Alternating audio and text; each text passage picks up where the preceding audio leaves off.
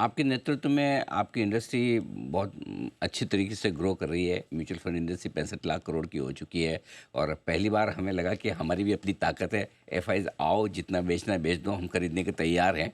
लेकिन अभी भी मन में डर बहुत है। ये बेचे जा रहे हैं, अभी तो इतना ही बेचा है, इतने शेयर इनके पास और हैं, तो वो जो डर निकल नहीं रहा लोगों को। सब ये इंतज़ार करें कि एक बार ये बेचना बंद करें तो फिर पैसा लगाए। तो ये एफआईज की बिकवाली का डर कितना बड़ा है, कब खत्म होगा? पर बाजार में सौदा होने के लिए खरीदार चाहिए और एक बेचवाल चाहिए। तो जब यहाँ के निवेशक इतना खरीद रहे हैं तो कोई तो बेचेगा।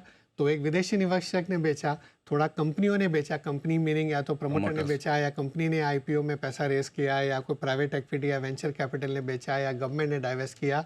कुछ भी समझ लीजिए, दो जगह से सप्लाई आई और डिमांड आई यहाँ के हमारे रिटेल इन्वेस्टर्स की, डोमेस्टिक इन्वेस्टर्स की।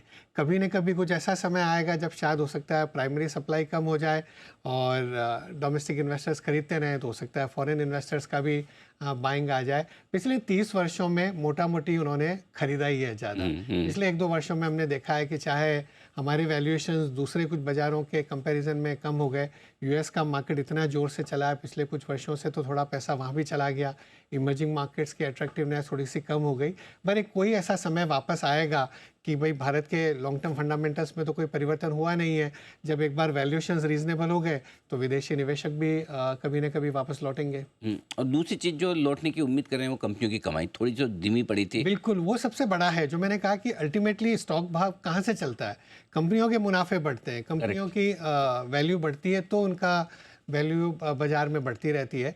तो वो जो एक बाजार का जो भाव था और जो बाजार की अपेक्षा थी रिजल्ट को लेकर, उसकी अपेक्षा के कंपैरिजन में रिजल्ट्स नीचे आए पिछले 2-3 क्वार्टर से। कई कारण बने उसकी वजह से, लेकिन कहीं ना कहीं जब मैंने कहा कि जो पॉलिसी पिवट है, चाहे वो आरबीआई की पॉलिसी हो, चाहे वो सरकार का कैपिटल एक्सपेंडिचर एक बार पिकअप हो, सरकार ने जो कंजम्पशन के लिए कदम उठाए और कंपनियों ने भी जो कदम उठाए होंगे। कई बार ऐसा मैं बोलता हूँ अनिल जी कि जब बाजार बहुत बढ़ता है, जब शेयर के भाव बहुत बढ़ते हैं, तो थोड़ा कंपनियों में भी थोड़ी कहीं ना कहीं कंप्लेसेंसी आ जाती है, यार सब कुछ अच्छा कर रहे हैं। भाई शेयर बाजार वाले सब हमको बोल रहे हैं कि हम तो सब अच्छा ही कर रहे हैं। जब बाजार नीचे जाता है तो मैनेजमेंट भी जगता है। सही बात है, थोड़ा कि भाई ध्यान देना पड़ेगा।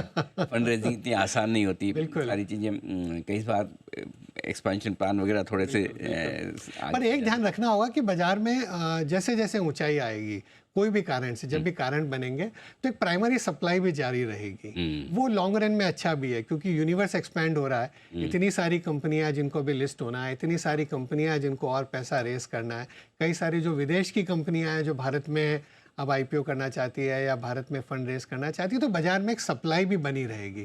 तो ऐसी मुझे लगता है कि कोई बहुत भयंकर ऐसी तेजी जब भी अगर आ गई तो आप देखोगे कि बहुत भयंकर प्राइमरी मार्केट में भी सप्लाई आ गई। तो ऐसा नहीं हो पाएगा। तो पहले जैसे लोग सोचते थे कि गिरे और वी शेप रिकवरी एकदम, मतलब ऐसा वी शेप में क्या नहीं होगा? होगा। कभी वी शेप हो सकता है, पर वो क्या होगा कि वहीं पर सप्लाई भी आती चली जाएगी। तो अच्छा है क्योंकि आपके पास जो एक इन्वेस्टेबल यूनिवर्स है वो बढ़ता रहता है और उसमें फिर आप इंडिविजुअल कंपनीज में अपने मौके ढूंढिए, अच्छे मौके उसके अंदर आप ढूंढिए।